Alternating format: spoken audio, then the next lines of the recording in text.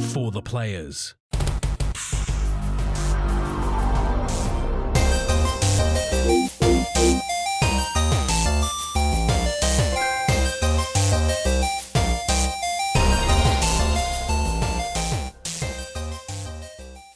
I'm Ryan Betson.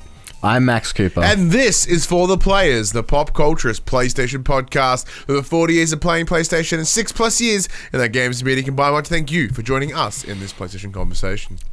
This PlayStation conversation happens every Monday morning at 8 a.m. on podcast services, including Spotify, and 9 a.m. on those YouTubes. If you'd like to be part of future conversations, please check out our socials: Facebook, Discord, Instagram, Twitter. All our links in the description below. If you want to join the conversation as it happens, head over to twitch.tv/thepopculturist, where you can watch us record this show live. If you want to support the show, you can. Tell your friends, tell your family about this PlayStation pod. If you listen to us on podcast services, be sure to give us a 5-star rating and a written review. Or if you're watching us on YouTube, be sure to give us a like, thumbs up, notification bell, subscribe, leave a comment below, all that usual stuff. We'd love to hear from you. And of course, you can support us financially. Patreon.com/thepopculturist, as well as our merchandise store, popculturist.com/shop, where you can buy shirts and other assorted shit with our logos on it. Look at us, Max. Audio listeners may not know this, but we're rocking similar whitey shirts today. Previously, we were always like varying darker colors, but today we're both popping out the white. It's dark outside, but we better be bright inside, I guess. Yeah, it's a risky decision because I am notorious for spilling shit down my front. And you know what? I'm gonna risk it and wear a white shirt today. And thankfully, actually, do I have any food on me? I just better do a quick check. No, I think I'm good actually. You safe? I think I'm safe. I don't know what's for dinner yet, but I could fuck this up at any second. This could take a very extreme turn, and just be messed on the front. How's things been, man? Yeah, not too bad. It's been a week. I now have new work hours, which is nice. Oh, that's good. So I'm starting a little bit. No. So same hours. I'm just starting a little bit earlier, which allows me to finish a little bit earlier. Yeah. So instead of doing 1 till 8, I'm now doing midnight till 7. That's a bit nicer. Which gives me a little bit extra sleep during the day, which is nice. Yeah, very nice. Yeah, so we've talked about your overnight works frequently. But yeah, I could never return to overnight. Overnight sucks. Could never do it. How's your week been going? My work's been going good, man. Yeah, it's been going good. No major changes for me. Day life is about as normal. Yeah, everything's sort of online. We're starting to get back in that momentum. Mm-hmm. I'm going. Yeah, personally, I'm going all right. It's cool. Whatever. Do what you got to do. I know, like, it's a PlayStation show, but man, Max, it's so much wrestling coming up in the next couple of weeks. We got SmackDown today. I got NXT TakeOver tomorrow, plus AEW Dynamite, SummerSlam on Monday, Raw on Tuesday. Then nothing on Wednesday. So I know you went on a bit of a hiatus from wrestling for a while. Are you back now? I'm back now. Back into it? I'm back now, yeah. Yes, we so both Gem and I, for one of the other shows that we make here at Pop Culture, being The Young and The Wrestlers, both Gem and I took some time off. It's just to sort of like step away from him a little bit and just sort of, reevaluate, because we had done 100-something episodes at that point, because back for that window of time we're doing 2 episodes a week, so that burnout was starting to get pretty real. And especially when I entered wrestling for a specific purpose, like with it being like my mental health check and to sort of keep me centered, it wasn't doing what I wanted it to do. So he took some time away and then came back, and it's starting to get in. I'm enjoying it again. I'm watching a lot more AEW now, which I think's helping, because I'm getting 2 different things. I'm getting silly storylines with characters that I know and enjoy with WWE, but then I'm getting awesome wrestling with cool characters that I know, but also a bunch of new guys with AEW. Because they do offer 2 different products. It makes it good to watch. And as I'm sure I've talked about before, so I've been a good friend of the show, Craig from the Mullet Show. He and I have been doing watch-alongs together. So we we like, just like you and I are right now, Max, with the Discords. We camera up and we press play at the same time, and then we watch it together. And I think that really helps. I think that adds a good feel to it, a good dynamic. So because we're currently in the pandemic times. We are thriving for that human connection for those that are external to our house. So it's a nice way to sort of meet in the middle, I guess. Well, I've kind of sort of been partaking in wrestling content this week too. Oh yeah? By means of I've been watching Adam Cole stream Fall Guys. Adam Cole, baby. How is he at Fall Guys? He's not that good. It's not that good. Well, you would have seen some of his beef with Pat McAfee then. Bits and pieces here and there. Yeah, so we've got TakeOver, then SummerSlam, and then Raw, and then a day off, and then a couple days in the week are quiet. Then there is Payback, so that another WWE pay-per-view the week after, and then after that again, the week after we've got AEW All Out, and so like I'm set for the next like 3 weekends. I'm actually really excited. And then the third day with All Out actually, and also Father's Day. Now, Max, this will be your first Father's Day. First Father's Day. Yeah, man, excited. Oh, it's just another day, really, but It's just another day. Yeah, we'll see. Yeah, because one of those things. So, like earlier in the week, PlayStation Australia sent this email to me about like, hey, here's a cool list of things that as a father, you might enjoy, and it's good for Father's Day things. Because in the past, do you want to know what I want from Father's Day from Sony? What's a release date. It was very cool. So it's essentially just a list of like cool things that you could get if you're a PlayStation fan and you're into PlayStation. The list itself is pretty straightforward: PS4 Pro, VR. Ghost of Tsushima, Iron Man VR, Last of Us Part 2, and of course PS Plus, because as a dad, I would actually love some PS Plus, really, just saying. Like all the games and stuff that, we've been very, very lucky and fortunate to have played. We both have PlayStations, we both have VR, so the list itself isn't like, oh, okay, yeah, it's cool, that's fine. But, for many, it might be the ultimate present. And it's but it's also tough. Like we're coming right in a PS5 territory. The last thing you want is for this to get a PS4 Pro right now. I think you know what I mean. But on the current generation, Max, what have you been playing? So a lot of my week has been taken up with the Tony Hawk's Pro Skater demo. Yeah, you picked it up. So, but I wasn't originally going to pre-order it. I was going to wait. But then one of my friends was talking trash. He's like, I'm the best at this game, so I had to pre-order it and school him abruptly. Are we naming and shaming? So a friend of the show, Cass, God damn it, Cass! I knew it was Cass.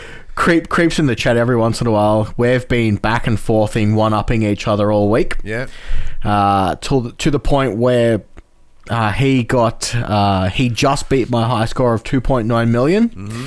And I'm like, well, this can't stand. So I promptly got on the PlayStation and got to 4.5 million and sent him a photo back. Jesus.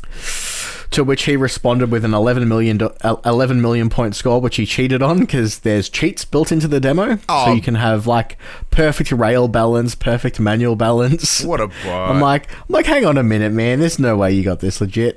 And he's like, nah. Well, at least he admitted. At least he did the noble thing. I'm super keen for that to come out. So how does it play? Is it feel like old Tony Hawk? So it does and it doesn't. So when you boot up the demo, the default control system is Tony Hawk's Pro Skater something. So obviously, I don't know if you remember back, but I think there was no manualing in Tony Hawk's Pro Skater 1 to begin with. No. So manualing came in number 1 and reverts came in 3. Yeah. So and I know they're both in this.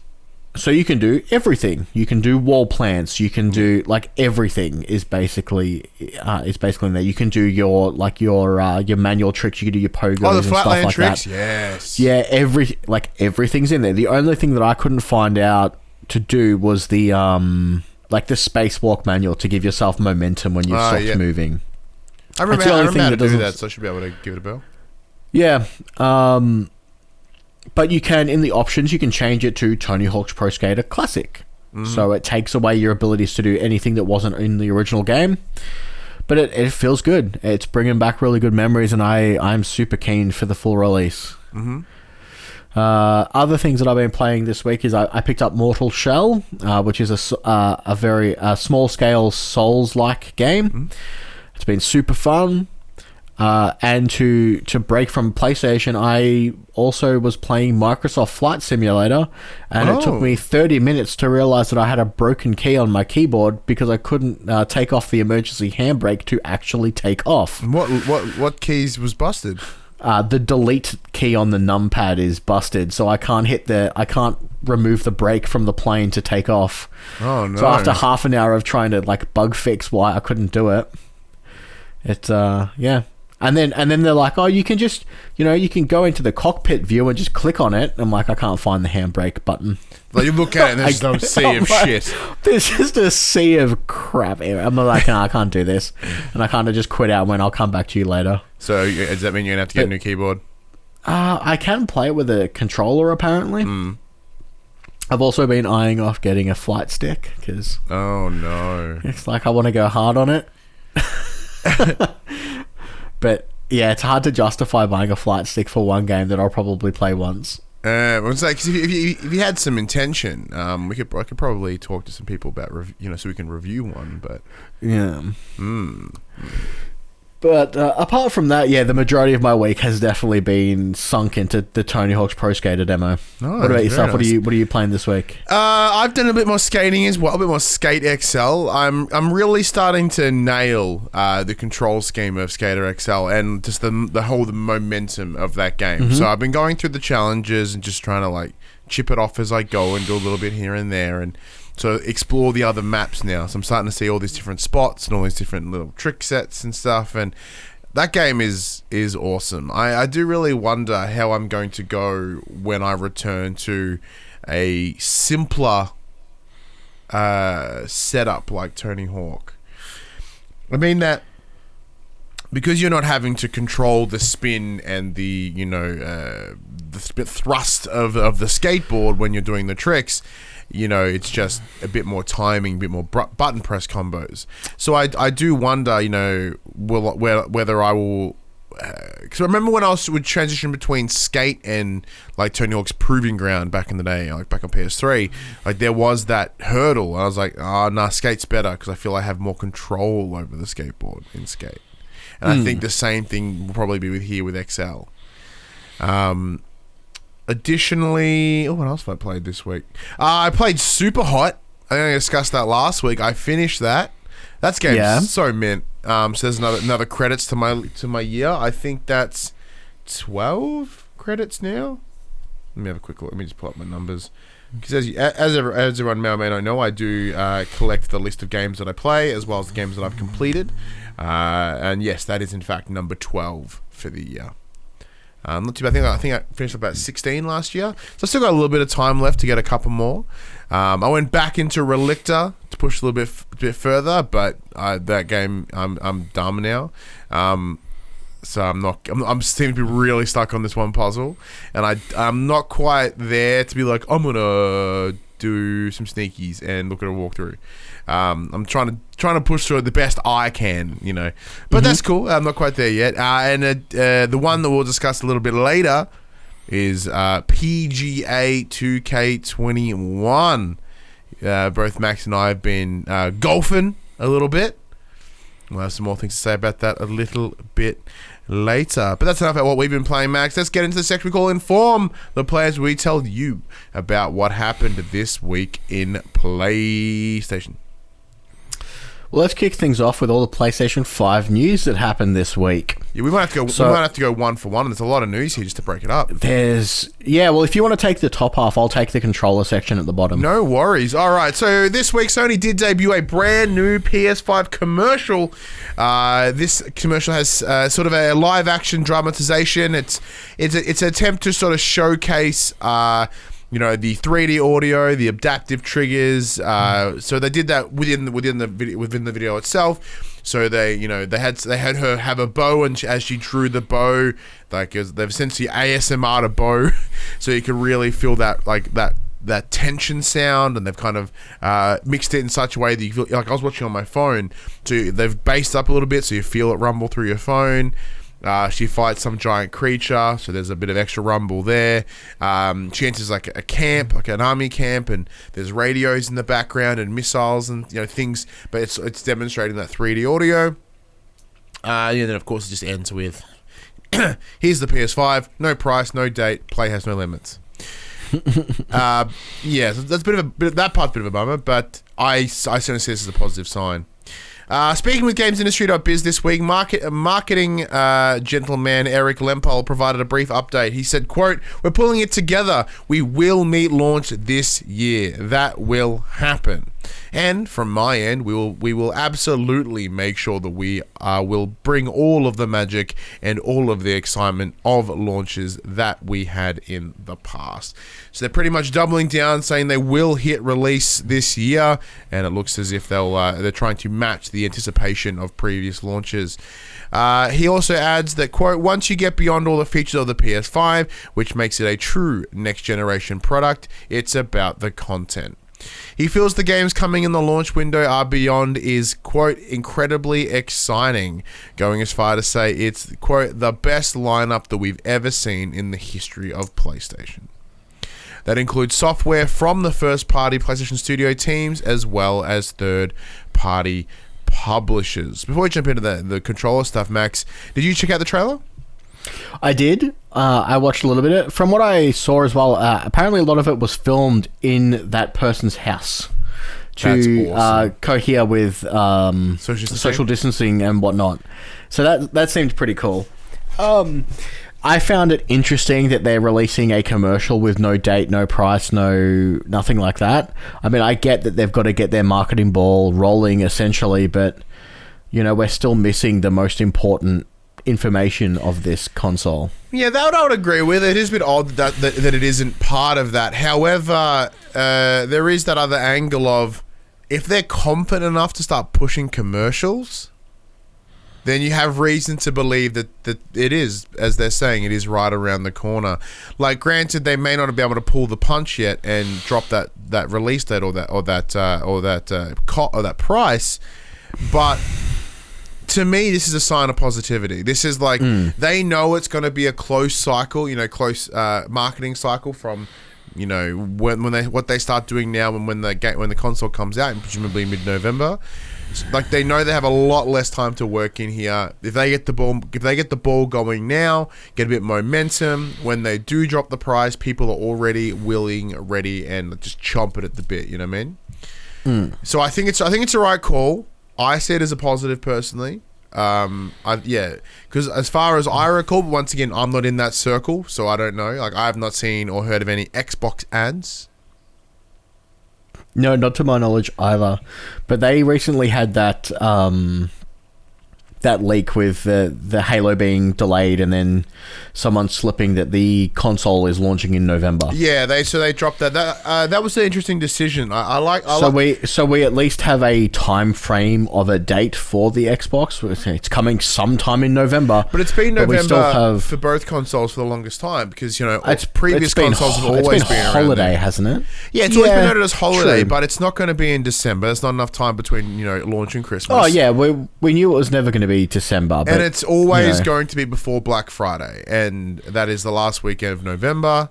And it might, it's very unlikely it would be before Thanksgiving, so that rules out October. It's November. The holiday season, when it comes to big purchases, is November. Yeah. So that's kind of always been heading in that direction for a while.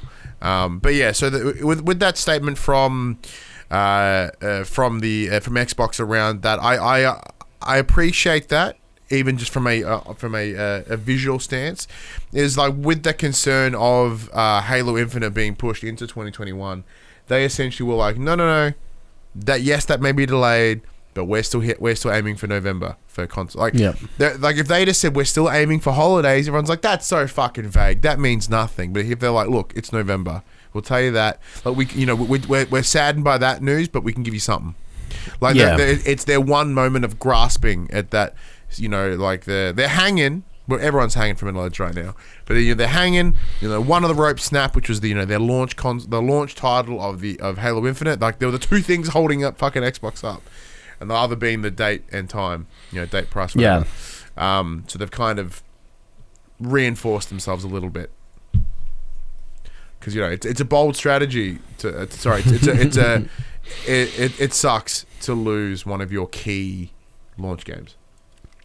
Yeah, I don't know. I think they made the right call in delaying it. Oh, though. big time! It's the right call. It's the right decision. It would be worse to release your flagship title at launch broken and subpar. Well, seeing as I think that would be more damaging in the long run than delaying it for a few months. As Microsoft, their exclusives haven't really been moving the needle, right? If we think from like Recore to now, like Crackdown, State of Decay, State of Decay 2, State of Decay 2, State of Decay 1, like none of them really had that sense of wow and wonder.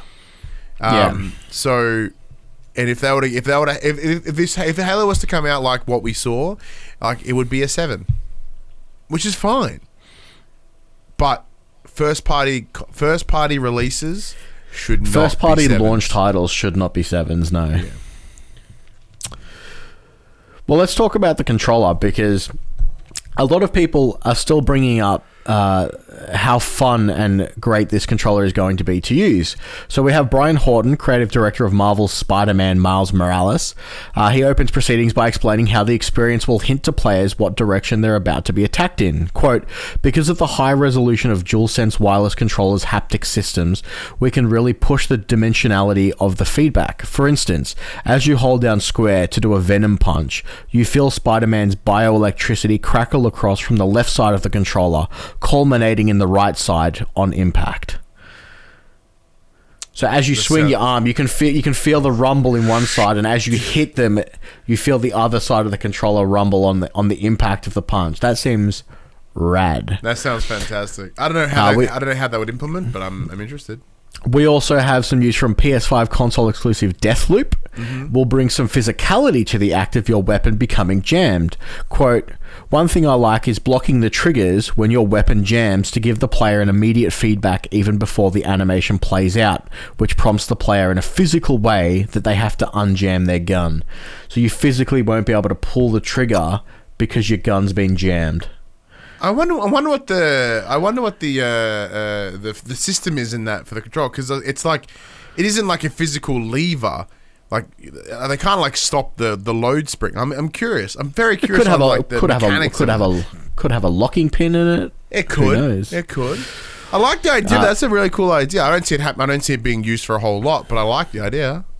And then we have Ghostwire Tokyo, on the other hand, will replicate what it feels like to wield powers with your own hands. Quote, we're also looking at ways to take advantage of the adaptive triggers to express a sense of persistent energy, or a balance of forces, if you will, and for perhaps actions such as charging, loading, and a sense of accumulation of power or energy for things.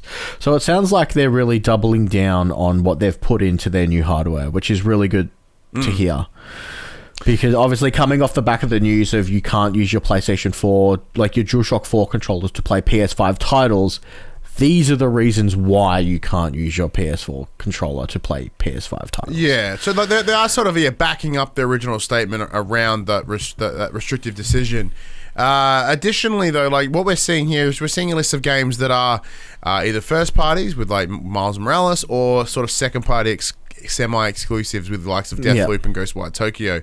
So once you start hearing about these features in like Ubisoft games or EA games, like that is when we'll sort of, I think that's when we'll see it real, whether it will in fact take off and become a highly used feature, because that's where the extra support will be. Like if it's a first party game, you have the assumption that they were going to be using that tech. Like when Days Gone, as an example, when they were like, oh, you can use the touchpad to access all the menus. Like, well, good, because if you're not using the touchpad, who the fuck else will? You know what I mean? It's that they are the right people to be making games to fit that touchpad. But yeah, what's your thoughts on that addition? Any extra thoughts? I actually really like what they're talking about. I think it as simple and gimmicky as they do sound, I think it will add an extra gameplay element to their titles if they do use them, like especially with the gun jamming and having the triggers lock on you so you can't. I think that's a really cool idea. It's a cool idea. Speaking of really cool ideas, Untitled Goose Game announced this Wednesday. Developer House, good old Melbourne boys, working on a local multiplayer update for its smash hit game about being a dickhole goose. With this new mode, you and another mischievous player will be able to antagonize the little English village together. It doesn't look like it adds more levels or challenges. So, my house, we love Goose Game. My son loves Goose Game. So I am very happy to hear that he and I will be able to be, dueling assholes in this game. I think it'll be an absolute blast, personally. Yeah, I think adding an extra goose in will. It's a little disappointing that, from initial observations, they're not adding any more to the game. It's just creating an additional goose. But I do wonder how this will assist with like achievements, because some of the trophies are based around speed and how quick you can collect the items and clear an area. I wonder whether there's like a second set of what's like a diamond time trial or something, a name I just made up. Well, I mean, it depends on how restrictive it is. Like, is it similar to like an old school game where you both have to stay on the same screen, or can you both venture off and do different tasks at the same time? Oh, so in terms of achievements, they're all like location based. There's like 5 locations, and then each one. Yeah, but like if you're stuck essentially on the same screen view, you might not necessarily be able to go any faster because you have to move at the slowest person's pace. So if they can't keep up anyway, doing time trial things is probably going to be more difficult, not easier necessarily. That's a good point. But yeah, no, my kid is going to absolutely love it, and like for me, that is a win. That is an absolute win, because my son's only 4, so I'm trying to bring games into his life, here and there and how I can, whether it be Paw Patrol games or sort of simplish games. But yeah, he's really got an affinity for Untitled Goose Game, so this is something that we can do together. We can have a bit of fun, and it's a good bonding experience. Moving on. Talking about multiplayer additions to games, Ghost of Tsushima announced on the PlayStation blog earlier this week. The all-new Ghost of Tsushima Legends mode will allow up to 4 players to play in a fantastical locations inspired by Japanese folk tales and mythology with, quote, an emphasis on cooperative combat and action. We designed Legends to be an exclusively cooperative gameplay experience, explained the senior game designer Darren Bridges. Quote, you'll be able to partner up with friends or via online matchmaking and play Legends in groups of 2 to 4 players. Each player can choose from one of 4 different character classes: the samurai, the hunter, the ronin, or the assassin. Each class having unique advantages and abilities that they will reveal in future. And that's not all. There's also going to be 4-player raids, which will follow shortly after the release of the Legends mode. Quote, sending you and your partners to an entirely new realm to challenge a brutal, terrifying enemy. It sounds like there will be a lot of character customization options, all of which will be revealed closer to the release date. Sucker Punch Productions also shared news with IGN stating, quote, there are no microtransactions in Ghost of Tsushima Legends, and we have absolutely no plans to add them. All content will be unlocked through gameplay. Now, yeah, this is 100% way more up your alley than mine, dude. Like, I give no shit. I'm not a big multiplayer guy, and as I discussed last week, I am not sold on Ghost of Tsushima, and I'm not spending probably any more time with it than I need to. So I've spent a little bit more time with Ghost of Tsushima. I'm now at the end of Act 1.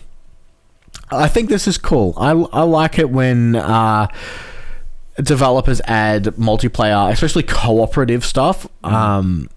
It's not just multiplayer, it's cooperative really, gets me hits me where I like it. So hopefully it comes out nice. Hopefully they do put some care and effort into it. Hopefully it's not just one of those throw in and we'll think about it later type things. They've really put it's nice to know that there's going to be lots of unlockables that aren't going to be paywalled, and the fact that it's a free update, it's just great additional content for anyone who actually has the game already.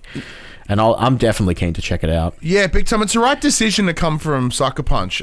So the game only being like a month and a bit out from release.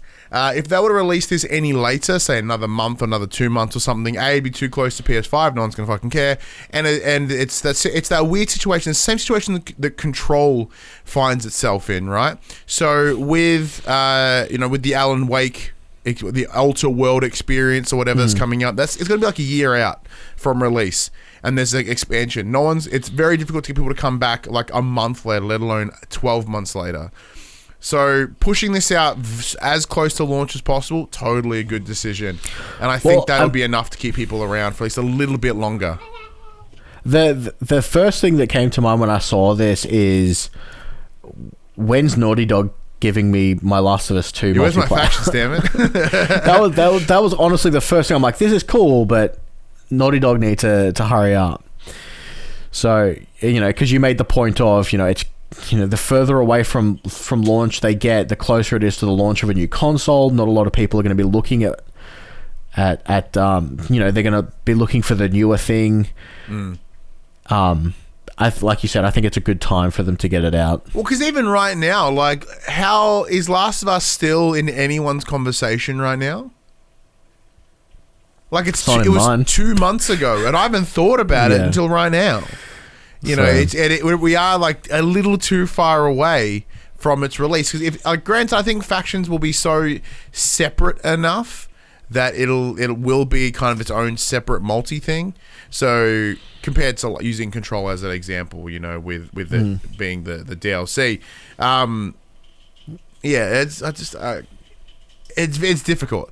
That whole marketing shit's difficult. Speaking of difficulty marketing and Control, Control publisher 505 Games has come out this week, previously from last week, causing some controversy when it revealed that the only owners of the third-person shooter's new Ultimate Edition would be able to get the upgrade to PS5 for free if you own the original, regardless of whether you have the Season Pass or not.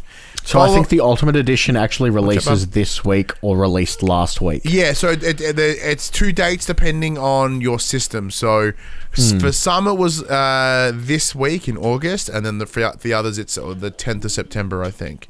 So it's like 2 separate days. Following heavy backlash, the organization attempted to explain its decision by saying, quote, the upgrade path that we are offering is only possible when upgrading from the same version of the game, a statement reads. As we are only doing additional development on Control Ultimate Edition on the next-gen platforms, we are unfortunately unable to offer an upgrade path to all existing Control players. We understand how this might upset a number of players, but you will still be able to play the 2019 edition of Control and each expansion on the new platforms, end quote. So they're essentially saying, you can still play the PS4 version on your PS5 because, backwards compatibility or whatever, but if you want the upgraded version, we're only working on that SKU. So with this being a new SKU, this must be a budgetary thing, I presume, right? Like, we're only going to pay X amount of dollars to have an update pushed for that version. The publisher also points out that the original version will still be playable on the PS5 using backwards compatibility, as I just mentioned, but obviously it won't benefit from any of the upgrades that are being implemented as part of the Ultimate Edition. Because as we discussed last week, Max, like there were like some janky shit with Control. Like both you and I played it and reviewed it at launch. So once again, big thank you to Reboot Communications back in the day for hooking us up with a code. And there was a lot of technical hiccups. So I understand why they would be wanting to push onto PS5 to give it those sort of upgraded graphical fidelity specs, etc. But I don't understand why they can't do it for both. Yeah, it's like you said, I would imagine it's a budgetary thing, and working with a different SKU code, having everything nice and bundled in one. They're just like, if you get the Ultimate Edition, you're going to get those upgrades. We're not working on the standalone versions. It sucks for everyone who already owns the game, who's not going to buy another version to get all the new fancy bells and whistles. But yeah, it seems such a weird. It seems like such a weird stance where it's good for this version but not for the rest. Yeah, what's interesting is that this appears to be a Remedy decision, not a 505. A lot of people were sort of making the speculation that, well, Remedy being the developmental company, they were like, they're just doing what they can, and like it's our publisher's decision to not do this, and it looks as if it's in fact the other way, which is not expected personally, not expected at all. Yeah. Oh well. Speaking of cross-gens. Yeah, cross-gen. So, this news coming from at EA FIFA Direct, the Twitter account. It has been reported on by Video Games Chronicle, where it states, quote, "You will not be able to play across console generations or cross-play in FIFA 21. EA Sports has confirmed that FIFA 21 will come with a free upgrade from PS4 to PS5, and all your FIFA Ultimate Team progress will carry over, but you will not be able to play with any players on PS4 if you are playing the PS5 version. There is no cross-generation play." Okay. Because I remember at the start when they initially announced the PlayStation 5, I'm pretty sure Sony said that you're going to be able to do. We're allowing cross-gen multiplayer because we know not everyone's going to upgrade straight away. Yeah. So once again, that decision is up to the developers and the publishers of each individual game, and EA have decided that because their games are annualized, they're like, well, people are going to buy them anyway if they want to play them.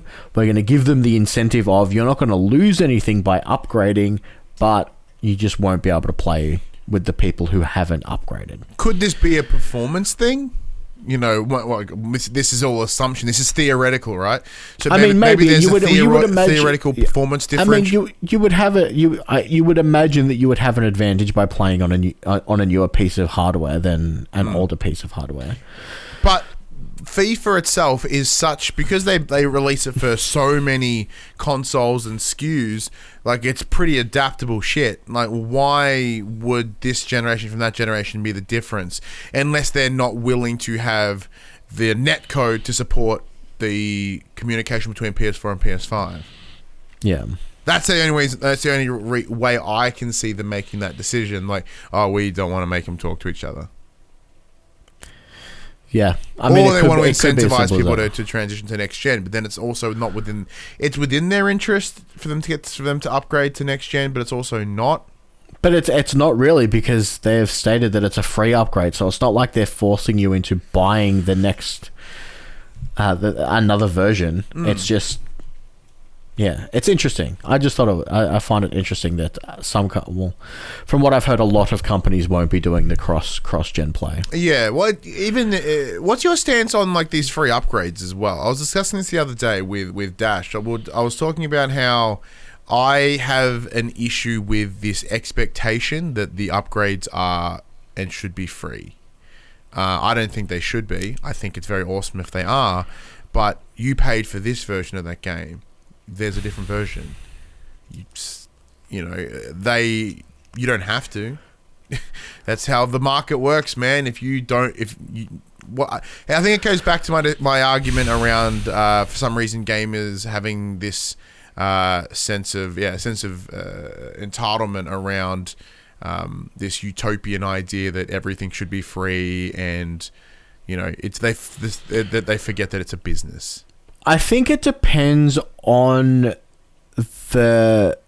See, I'm not a game developer. I don't know how games are developed. I don't know if it's as simple as they're already designing these games in 4K and then they're just swinging down the graphics to release it on a PS4.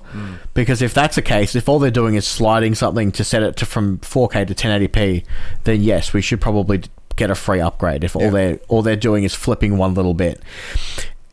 If they're not doing that, sure, offer $10 upgrades, offer $20 upgrades, offer the price difference in upgrades. So if obviously I think it was NBA 2K have said, our game is going to be $10 more expensive on the PS5. Yep. If I've spent $60 on the PS4 version, let me pay that $10 extra for the upgraded version. Yep. don't make me spend another $70 on your title. Yeah. When I've already purchased it. That's a fair compromise. I'm fine with paying the difference, but having to buy 2 separate copies would be a pain. Yeah, using Nintendo as an example, I have such an issue with like that Pokemon model. You know, like, hey, here's the exact same game with a couple of features, pay full price. And twice, because we're going to release 2 versions, because fuck you. You know, where with whatever the latest one, Sword and Shield, they'll like, look, here's a season pass, and we're giving you everything we would have given you in a third game, but it's just an expansion. I'm like, that is how it should be done. It's nice to know that like Nintendo finally hit 2007, but in saying that, they also, you know, up until now, Pokemon have been handheld titles which don't get patched. No, bullshit. They totally get patched. They've been patched since 3DS, dude. Yeah, true. Yeah, I guess. Yeah. Games get patched all the time. Like, I distinctly remember some of my 3DS games getting patched. I don't know. I haven't owned. Maybe not to the extent that I haven't owned a Nintendo handheld since like the original Game Boy, and those maybe not definitely to did the not get extent that patched. we see with consoles. Like maybe there was some sort of cap on the 3DS, but the Switch, there's no excuse, and I guess that's why we're seeing it here. But yeah. All right. But yeah, as I stand for free upgrades, like if there is a substantial cost difference in the development, I'm more than happy to pay the difference in release costs. Like give me that $10 upgrade to the beefier edition. That's fine. I don't expect to. Well, that's the thing. Like, if Control will like you upgrade to the Ultimate Edition, if you have.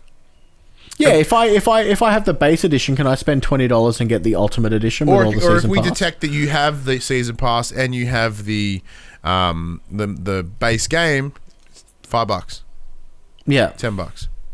So yeah, it just depends. Yeah.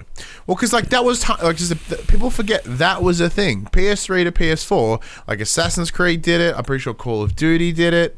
You know, and it was like, hey, $10 to upgrade. It's not that hard. Not that hard at all. Yeah. It looks like development may be harder than speaking of hard, it might be harder than ever right now. It was announced this week that Deathloop has been delayed. In a statement on Twitter, the dev team said, quote, "Our ambition for Deathloop is to deliver a signature arcane game that takes you to never before seen places in a stylish new world. At the same time, the health and safety of everyone at Arcane Leon remains our top priority. As we've adjusted to work from home, we found that delivering this new and exciting experience at the polish and the quality level that defines both an arcane game and a true next-gen experience is taking longer than normal. Arcane Leon has made the understandably difficult decision to delay Deathloop into Q2 2021. So that's spring 2021 for the US. That is autumn for us. Meaning it will miss the launch of Sony's next-gen console by a considerable number of months. I was originally pretty stoked. Not too stoked on Deathloop, sorry. And then there was that trailer that he just sent out recently that got my attention again. I like the idea. I don't think. Yeah, we are seeing a number of delays, and I do think the current pandemic situation is playing a big role, which is to be expected. Like, you can't simply walk over to someone else's desk and be like, "Hey, how do I fix this?" Or, "Hey, can you do this?" Or, "Hey, can we work on this?" Yeah, when everything's got to be done through email and whatnot, instead of going and speaking to the person directly, it must make even the easiest of tasks seem gargantuan. Even meetings would be incredibly painful. I just like be able to have those like because the delivery of online, like even you and I, like we normally do this show in this room and it's awesome, but there is a difference to communication online to communication in person. Like, it's a discussion that I think it's a problem I have with like some movies as well, is like when dialogue is too stilted, it's like your turn to speak, my turn to speak, your turn to speak, my turn to speak. Like, that's not how conversation goes. People talk over each other all the time, and that's kind of lost in the online space. Like, it kind of gets taken away. If it does, it's messy because you're talking over them because you didn't hear them because the connection was shit or something like that. It's not quite as organic. So I think especially when it comes to trying to communicate a point around something in development, you're like, we're trying to hit this, this, and this, and it just may not come across as well, or And then there's even the simpler explanation of some people just have garbage internet at home and they can't get their files uploaded to the team to the cloud. Yeah, well, I presume they're using cloud-based servers and stuff like that. And then whatever that's obviously a big throttle. It would be your internet, or whether you have the technology at home to do that work. Yeah. Well, it's funny you mentioned wrestling earlier, Ryan, because we got some news from WWE Battlegrounds. Do you want to take this one? Oh yeah. So we are exactly a month away from the launch of WWE 2K Battlegrounds. So you might be wondering what superstars, new and old, will be part of the roster at launch. IGN has been given the exclusive, revealing that more than 70 of WWE's finest will do battle in this arcade-style brawler as its release on 18th of September 2020.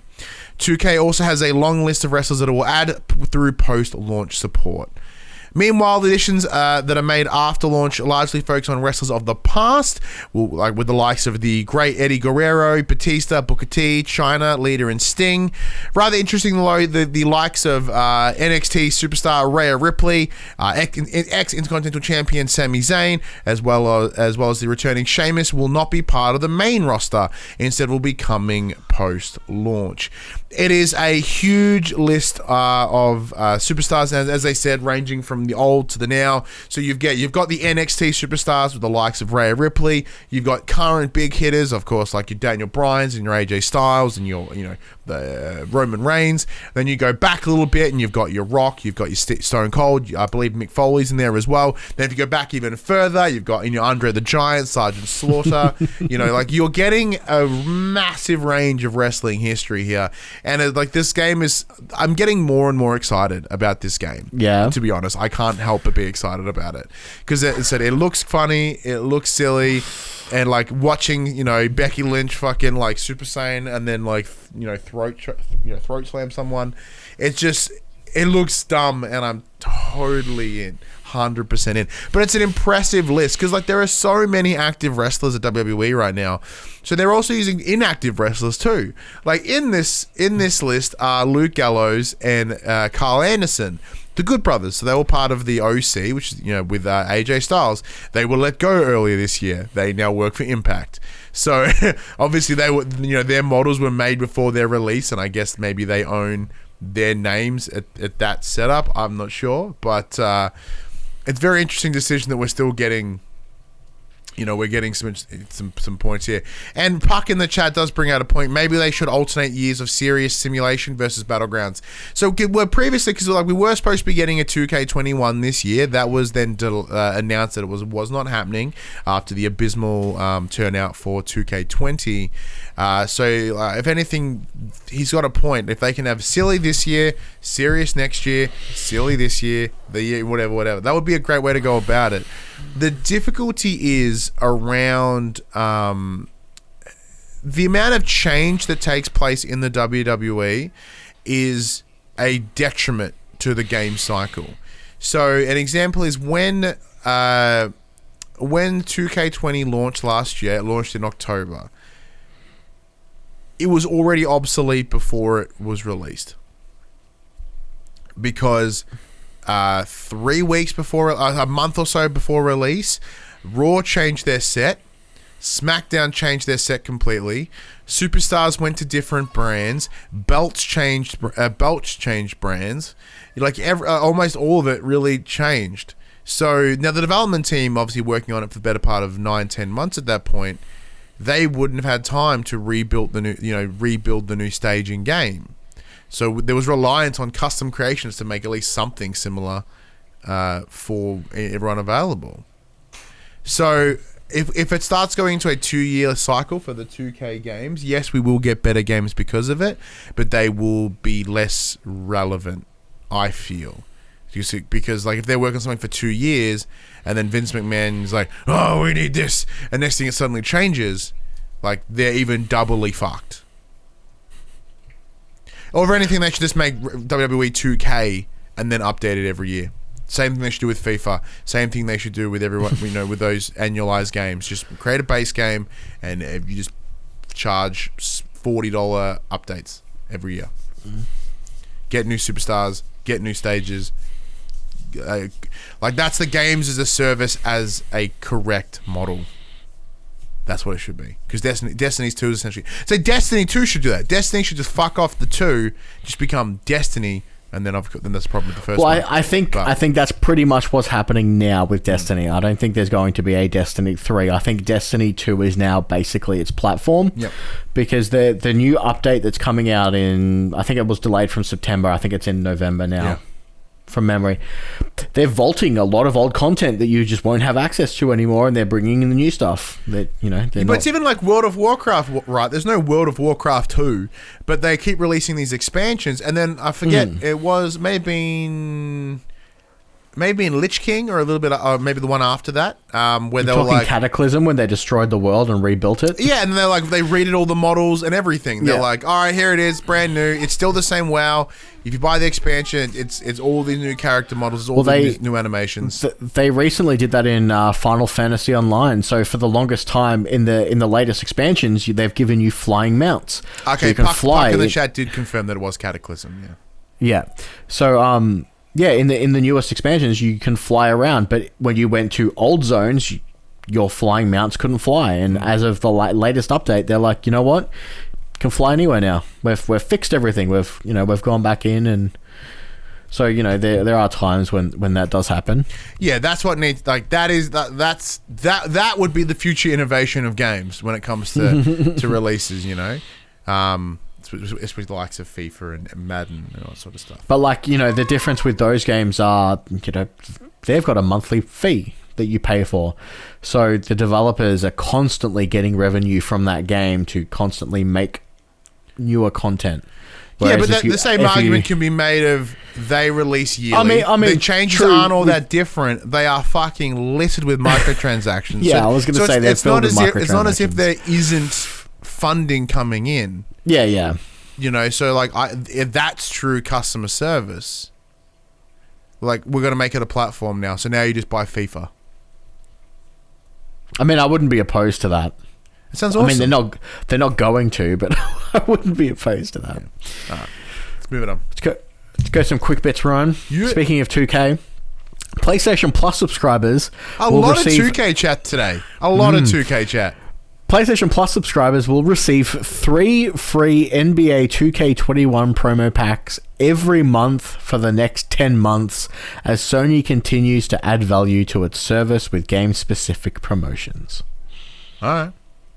Marvel's Iron Man VR free update adds New Game Plus mode and more weapons. It also improves loading times for some missions. Beautiful. The improvement of loading times is maybe enough for me to want to play it. Like, I've jacked my neck, so I probably shouldn't play VR. But last time I played Iron Man VR, I was stuck in a loading screen for about a minute, and it's just pitch black. Yeah, about 45 seconds. Like, I remember when I booted up for when we got the review code and we streamed it, like, you can watch me get concerned that my VR was broken because it was just black and nothing happened. Crytek have revealed that the remaster of 2007 PC Classic will be coming on the 18th of September 2020. Crysis is back. That's an improvement from its indefinite delay. Earlier this week, Linkin Park released a music pack available for Beat Saber. Hell to which really kicked me in the nostalgia, and I'm thinking about picking it up. It's in my cart ready to go. Like it's primarily Meteora Hybrid Theory, Meteora, and Minutes to Midnight. So you get all the big hitters like One Step Closer, What I've Done, Faint, Numb, Breaking the Habit. Like, a lot of the big standout singles and songs from those 3 albums are on there. So that's my Linkin Park. So I'm and they've even decorated the tunnel to look like the tunnel from the One Step Closer music video. It's ticking all the boxes for me, man. It's very likely, similar to like what a good friend of the show, Paul James, said on Twitter, is that it's very likely that he's gonna be playing Beat Saber and having a cry, and I can imagine that I'll be in the same boat because it's a similar, regardless of like the loss of Chester Bennington, etc. Though, like those songs hold those albums such a special place in me and my youth, and It's like because those albums were a very big turning point in my musical genre of choice, and when I was like 14 years old. So they're massive for me, and I'll give me any excuse to play them. Call of Duty Cold War reveal happening Wednesday the 26th of August inside Call of Duty Warzone. It started strong and then it dropped down real fast. And WB Montreal is still teasing a new Batman game, but we will get information this weekend at DC Fandome. Yeah, so by the time that this episode goes live, we would have already heard about a bit more about Rocksteady's Suicide Squad and presumably WB Montreal's Batman. I know earlier this week they decided to split DC Fandome into 2 weekends, doing 1 day each weekend, so I'm not sure if they got moved to next weekend or if they're still happening this weekend. Imagine they probably lump all the games together, I guess, right? Yeah. That makes sense. But yeah, that makes sense. Apparently, who would have thought they make it sound impressive and people want to watch it? Crazy. Crazy. And finally, Max, here are the top 10 best-selling games in Australia on the PlayStation 4. Number 10, Marvel Spider-Man. Number 9, God of War. For some fucking reason. Number 8, Fast and Furious Crossroads. Number 7, Assassin's Creed Odyssey. Number 6, The Last of Us Part 2. Number 5, Red Dead Redemption 2. Number 4, Grand Theft Auto 5. Number 3, Call of Duty Modern Warfare. Number 2, Ghost of Tsushima. And number 1, UFC 4. See, this is dirty, because like Fast and Furious sucks bumhole, apparently. Yet it still made it into the top 8. You know why? Because no reviews went out. So no one had time to cancel their orders. Everyone bought it. Just like, sure, why not? It's gross, but it worked. But it goddamn worked. It's still, I know how much it sucks. I still want to play it. It's a $99.95 game. It's $100, and it's poo hole. Yeah, I'm not paying $100 for it. I'm not going to pay $20 for that shit. But I want to be part of the family, Ryan. Yeah, that's true. It is all about family. It's been a long day.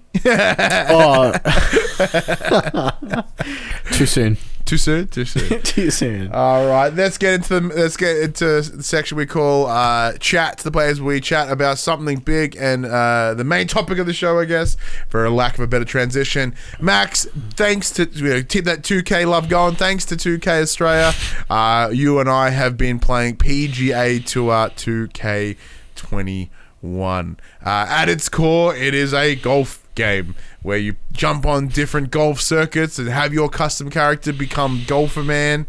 Max, how have you been enjoying it?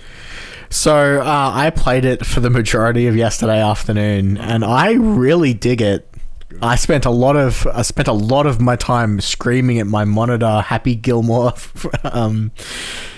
quotes. My Twitter feed has been nothing but Happy Gilmore quotes. I mean, and I must admit, it's all the same. Are you too good for your home every time I miss a putt? And all in the hips. You hear that one a lot. This game is fun. So when you boot it up, and it throws you in the tutorial, it teaches you how to do the swings and all the fun stuff. Great. I get in. I want to play a game. I jump in, and my driving skills are on point. I can hit the ball hard. I can hit it straight without shanking it. Fabulous. The commentator's like, "Oh, he's landed it on the green. He's landed it. He's landed it on the fairway. He's doing well." And then as soon as I hit the green, it all goes downhill. I cannot putt to save my life, even in a video game. Apparently. Wow. I'm having the entire opposite. So yeah. I'm the other way around. I can't help but shank it every drive. It's like, and it goes in the complete opposite direction. But get me on the green, I'm putting in like no time at all. I think that's a lot of everybody's golf, right? Because this guy, the reason you and I reached out to 2K about this one to see whether we could get a review code was around the idea that we wanted to push our comfort zone.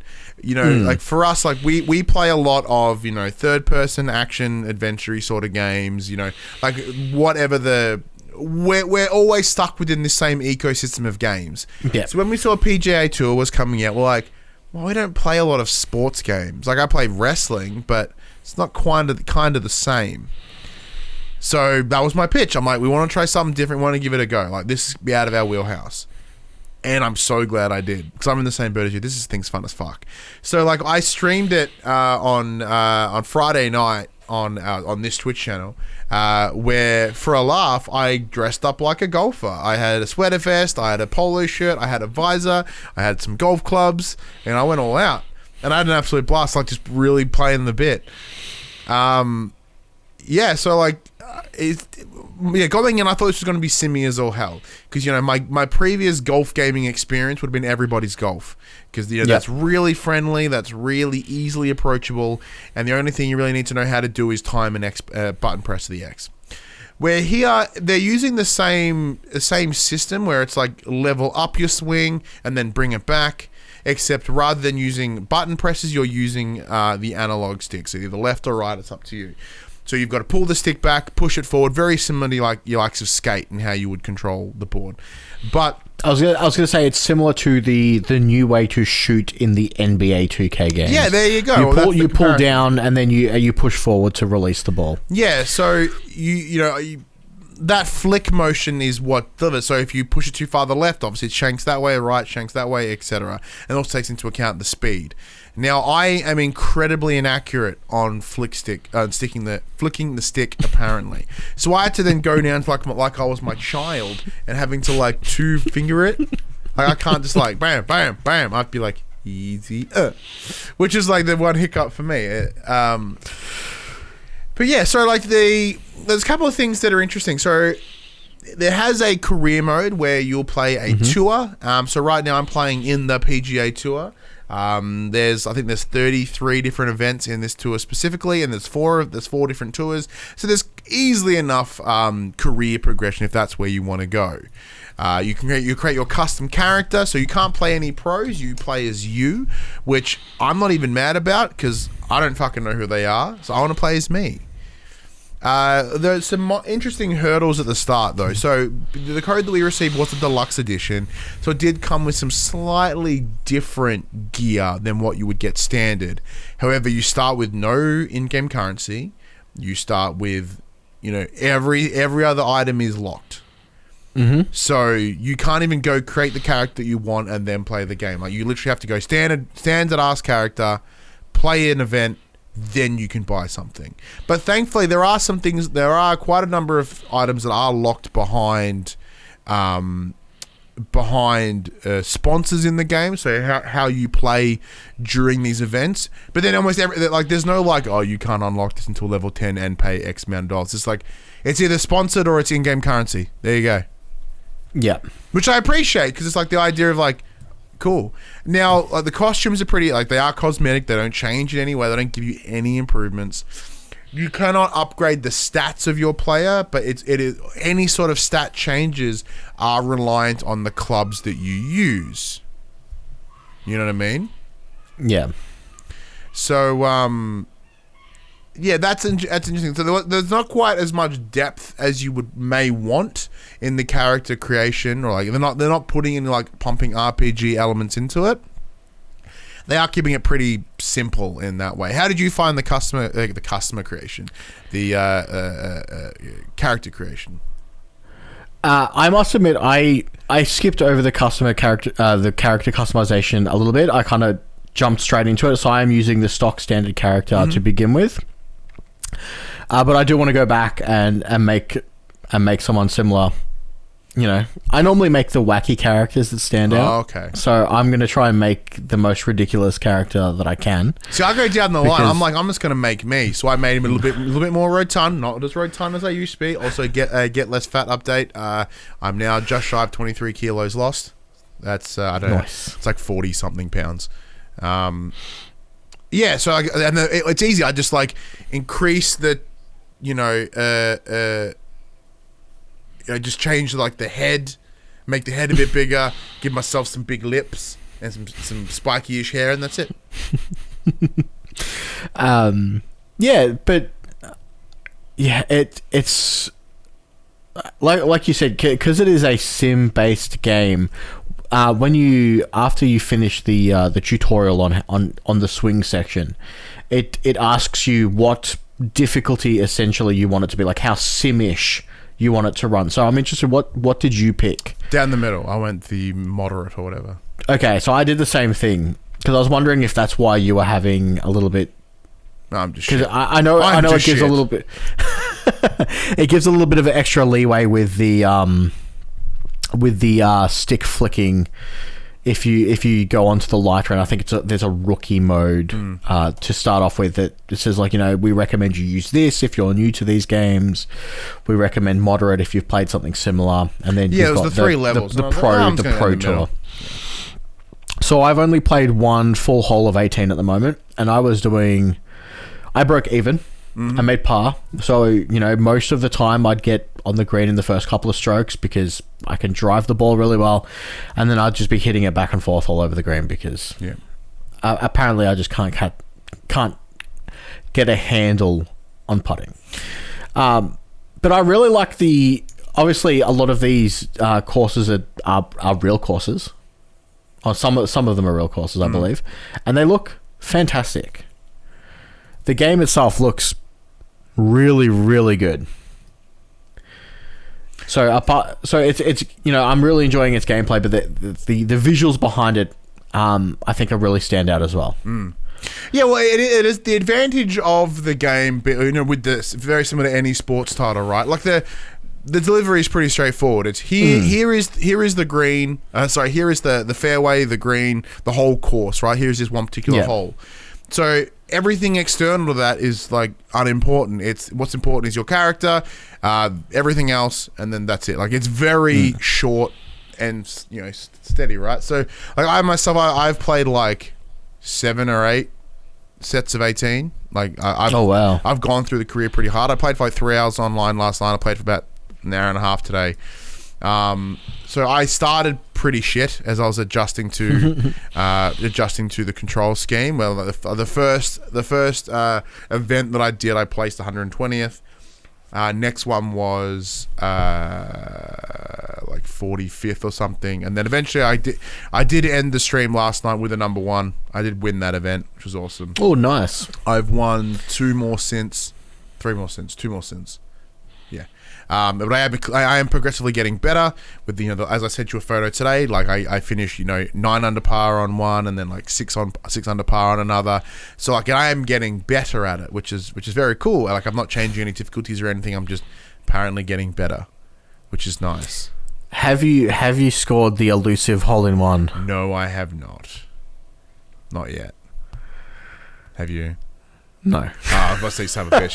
No. I've only played 118 and I've got to win, and I've got to hold on. I haven't even come close to being able to get essentially a chip in. Yeah. Like I've yet to sink a ball that wasn't on the green. I've had a couple of them because there's a trophy to go with that as well, so that was fun. I came close from a sand bunker shot, but I always forget. So I haven't played a golf game in quite some time, and the golf games I generally do play aren't as simish as this, so I often forget to check like which direction the wind's going and how that's going to impact me. So it's like or the ground, how the ground will affect you. Yeah, I'm like, I'm going to hit this a little bit softer, so I'm going to aim a little bit further behind to allow for the hit not to be as powerful. I was like, hey man, the wind's going 10 Ks that direction, and then I just hit it way over.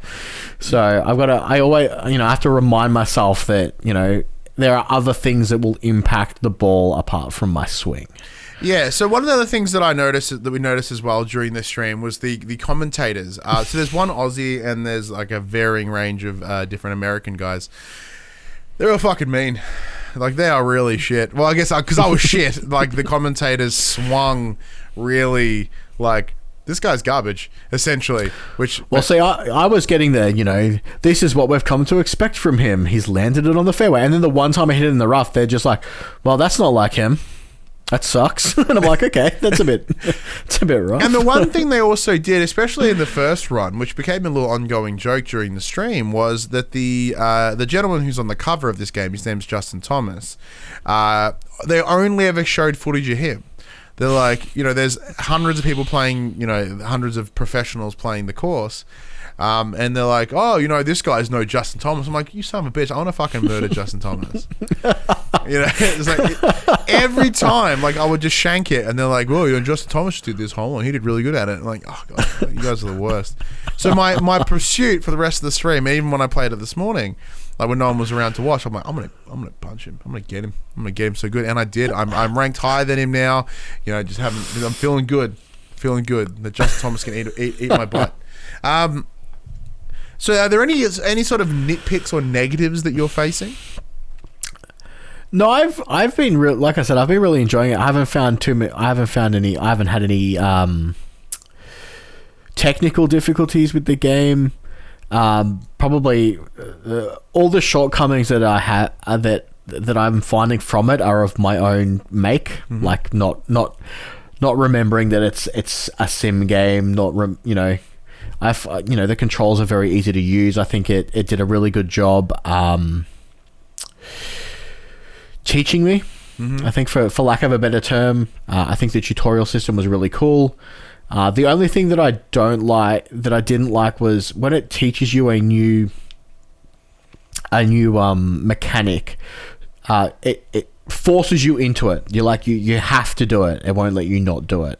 So for instance, when you when it teaches you how to do the curved shots, when you can swing it out and then hit it back in, it's like you have to do one of these to progress. I'm like, I don't want to though. I just want to hit it in a straight line. I'm like right in front of the pin, and it forced me to do this crazy saying that curve though, shot. Like that curve has really saved my life because I'm shit at driving, so I have to like go around trees. So it's been pretty handy. Well, it kind of screwed me in that sense because I was literally right in front of it and I hit it poorly on a curve. So I shanked it and curved it, and it just went way out. It's like I could have avoided this by just hitting it straight. Yeah. But obviously it needs to teach you those mechanics because it is something that you will use, but not necessarily. It would be nice for it to put that in a position where it's beneficial to use it, as opposed to, hey, there's this mechanic, you should check it out now.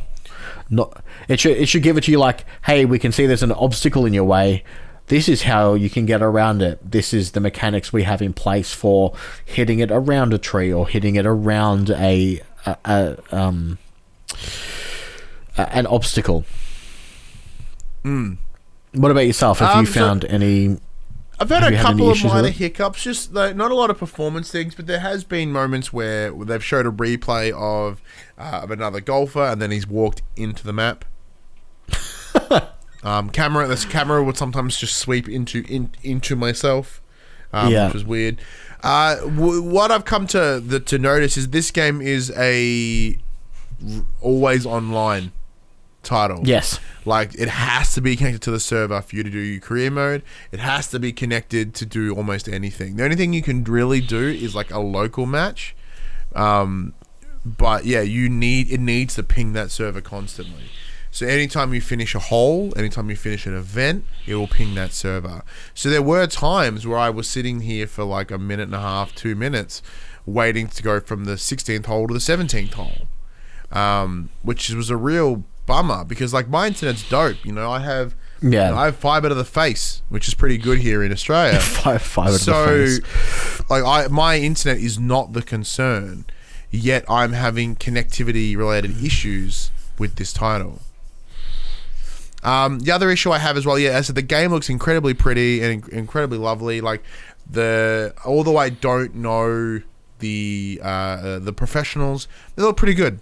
They look pretty much on brand, like what you'd expect for an in-game version of them to look like.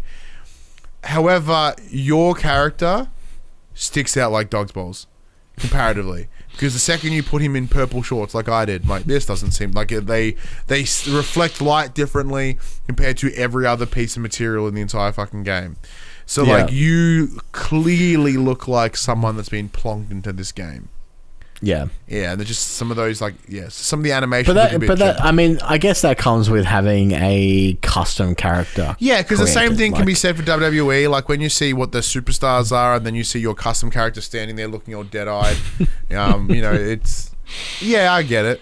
I get it, but like I said, that's something I look for, because like if I can make a guy with green skin and crazy hair, that's what I'm gonna do.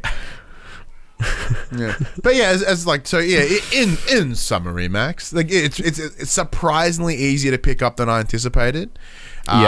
It's fun, it's enjoyable, it's frustrating as all fuck, especially when you are, where you go for the partners, like you son of a bitch. Like, just, the amount of times it hits the sides and it flings out the other side. Man, I miss Tornado Cup. Give me Tornado Cup from everybody's golf. That's what I need. I need Tornado Cup. Yeah, and I said it looks great. It plays great. Apart from the minor like network connectivity issues, that's a big hurdle. I do think this will be a chill game that I'll have for a little while. I don't know what terms of full longevity it has for me, because like I'm playing this now because it's cool. But I do wonder, like, am I going to see myself go through this entire tour? I'm going to see myself go through a number of tours. I don't think I have the skill set to want to push through for the trophy list. So that's kind of where I'm at with it. What's your thoughts? The Pop Culturist Cup? We could have the PopC tournament. We could arrange that. If anyone out there that does watch or consume our content would be interested, I could happily arrange that. I think it's the same for me. It'll be one of those things that I pull out and play every once in a while. It is a very, despite the frustrations that I get from putting, it is a very relaxing game, and it's something that I can just sit back and chill out with. And I look forward to playing it multiplayer. I look forward to getting. I'm 100% playing. Even though tonight that we're going to be doing our WWE SummerSlam predictions with 2K20, I will probably be playing golf afterwards. Or maybe even before. Nice. That's where I'm at. But anyways, yeah, PGA Tour 2K21 is out now on pretty much everything. As I said, big thank you to Mikey and Pez and 2K Australia for hooking us up with the code. Much appreciated. Thank you very much. Yes, thank you very much. It's very, very nice. But if for some reason you want a new game this week, but you don't want to play PGA, which makes sense, golf isn't for everybody, here's a list of games that are coming to the players. So this is the point in the podcast where I would normally head over to the PlayStation blog and read out the drop. Fun fact, there is still no drop. It's been like 2 months. Yeah, I think Push Square wrote an article about it. They're like, well, we're combining both blogs together, so you get nothing on two blogs. Yep. Awesome. Okay, so we're pulling up VG247. Thanks to VG247 coming through with the goods once again. This week we have No Straight Roads coming to PS4 again? August 25th. Again? I thought that came out last week. Oh. Did it? I think I read it last week, but it didn't come up. Oh. We have Final Fantasy Crystal Chronicles Remastered Edition coming August 27th. Does that get you all damp? You big Final Fantasy dog? Not really. I wasn't a huge fan of Crystal Chronicles. From memory, I think it's like a semi-tower shooter game. Oh, lame. The co-op. Yeah, it was weird. We have the Control Ultimate Edition coming to PlayStation 4 coming to... Yeah, August 27th. Yeah, it's September 10 for PlayStation. September 10, yeah. We have Windbound coming on August 28th. And I think that is... Oh, and we have Madden NFL 21. Oh, nice. Cool. New Madden. So not a whole lot. Really not a whole lot at all. And Wasteland 3 and Project Cars 3 both coming out August 28th also. Oh, very nice. So they just make it inside the week. Did any of them catch your attention? I think I'm going to be playing Wasteland 3. I have it already preloaded and pre-installed, ready to go because it's coming day and date on Games Pass. Yeah, nice. Project Cars maybe, but no, not really. Nothing really tickling my fancy in that in this week. No worries. Maybe Madden. I do like Madden. Yeah. Yeah. I mean, I run one play the entire. I just throw Hail Marys. That's it. That's all I do. Fang it and go for it. Yeah. Nothing jumps out at me this week. Nothing too much. Yeah, that's all. Got some big hitters coming up next month though, but yeah, man, we're starting to get into that busy window, which is very, very cool, very, very exciting. All right, let's send this bad boy home, Max. Let's close her up.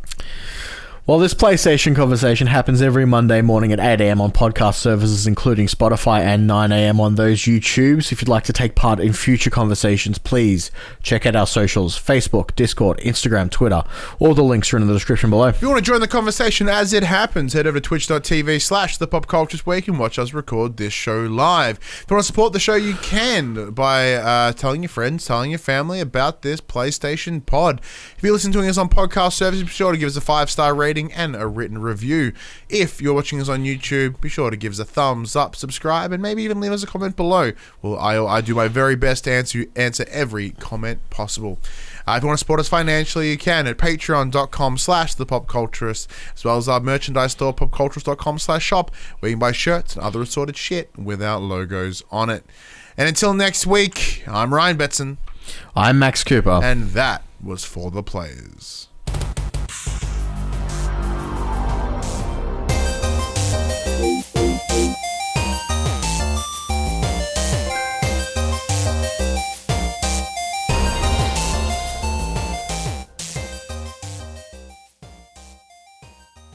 For the Players, the Pop Culturist PlayStation podcast is fan-supported at patreon.com/thepopculturist. And we'd like to thank our Patreon producers and our Patreon founders for their kindness, their support, and their generosity.